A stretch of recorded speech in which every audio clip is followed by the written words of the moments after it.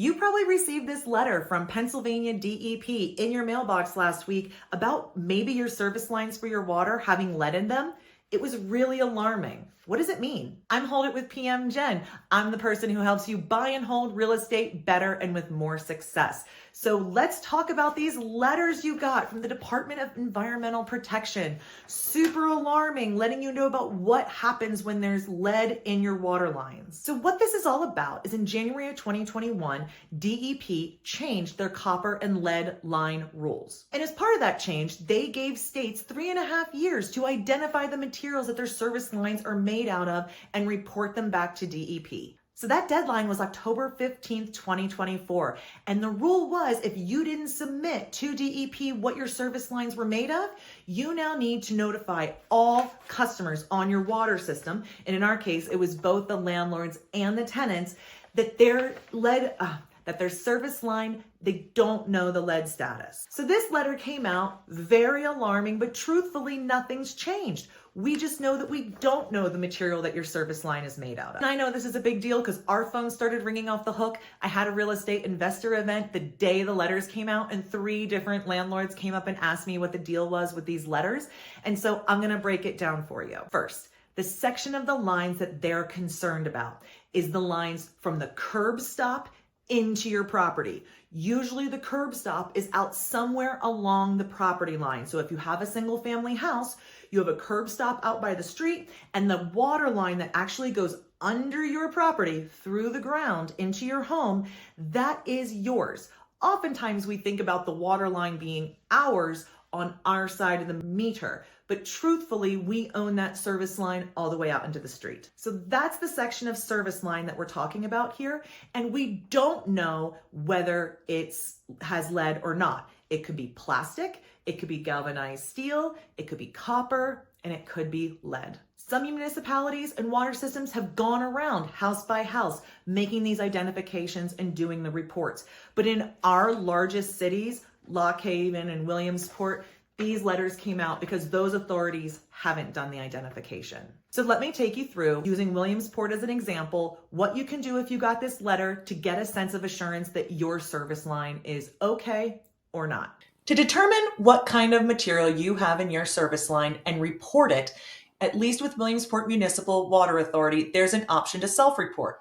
Simply go to their website, and the link at the very top here will take you to this page. It will explain a lot of things that I've explained in this video and how to self-identify the material in your line. And that's what you do at the very bottom of this page. You'll input your name, whether you're the owner or the tenant of the property. Either party can make this report, the service address, and then it goes through a series of questions that help you determine what the material is on that line.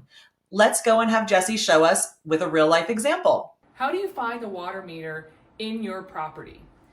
Whether it's a multi-unit or a single family residence, they will likely be in the basement. If there is a basement, it is very likely in the basement. Only in a situation where there isn't a basement might it be outside, and it will look something like this. This is the water meter here in a typical multi-unit here in Williamsport.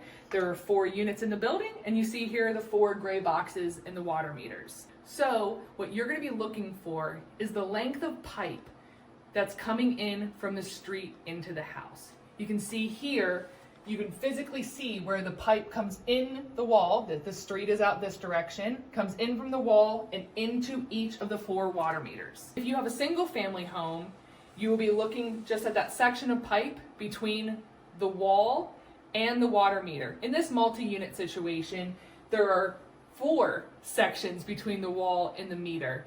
And this is the section of pipe that is being inventoried for its material.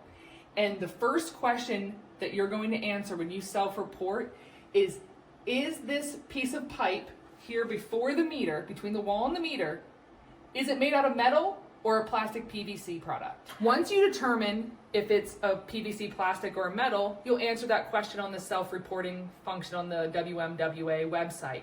If it's plastic, you'll see that it auto fills in that you likely have a plastic or PVC product, and that's where the survey ends and you hit submit. If you select metal, another question will appear, and it's going to say, is it magnetic? So you're going to need a magnet. Go ahead and get one off your fridge. That ought to work. You don't need any kind of special magnet for this. This is right off the back of my name tag.